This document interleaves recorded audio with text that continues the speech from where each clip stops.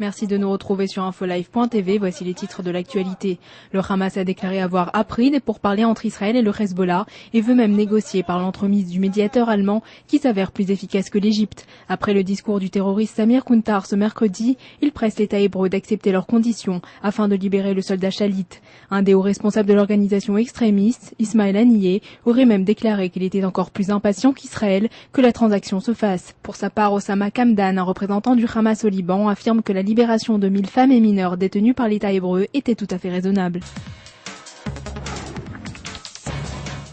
Le secrétaire général du Hezbollah, Hassan Nasrallah, a affirmé ce mercredi qu'il s'appliquerait à récupérer les terres des fermes de Sheba ainsi que le village de Gajar. En effet, le mouvement chiite renforce sa présence dans les villages du sud du Liban, à majorité non chiite, en achetant leurs terres pour y stocker des missiles. La finule mise en place après la Seconde Guerre du Liban est tenue de maintenir la paix dans le sud du pays, mais ne peut pas patrouiller dans ces territoires sans l'accompagnement des forces armées libanaises qui préviennent régulièrement le Hezbollah.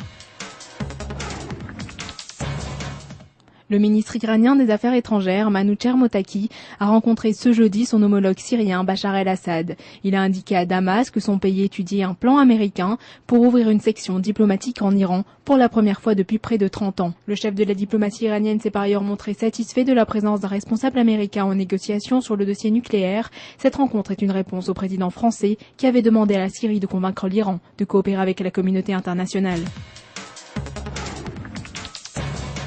L'ancien député arabe israélien Hasmi Bishara a déclaré que le service national proposé à la minorité arabe est une tentative d'Israël afin d'effacer la barrière psychologique entre les deux nations et d'effacer ainsi l'identité des jeunes arabes. Bishara s'est exprimé depuis le Qatar au cours d'une vidéoconférence avec les jeunes du parti Balad, présents lors d'une réunion à Nazareth nommée non au service civil.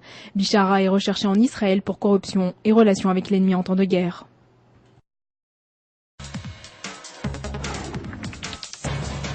Benyamin Netanyahou, le chef de l'opposition israélienne, est accusé d'avoir violé les instructions de la commission d'éthique de la Knesset qui interdit les députés de bénéficier de points voyageurs halal lors de leurs déplacements professionnels.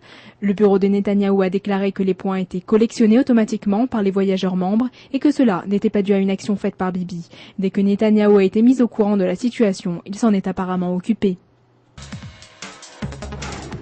Enfin, quelques mots de football pour finir avec l'une des plus grandes victoires pour Bnei Sakhine qui accueillera au stade de Kiryat Eliezer samedi l'équipe espagnole Corona Deportivo. Après avoir facilement surmonté les Macédoniens, Sakhine affronte un adversaire bien plus coriace dans cette finale qui mènera l'équipe gagnante vers la qualification pour la Coupe de l'UEFA. Sakhine, qui a fini la dernière saison en 4e position, a perdu 2 de ses meilleurs joueurs cet été, Maor Bouzaglou et Elia Yavrouyan, qui ont rejoint l'équipe de Maccabi Tel Aviv.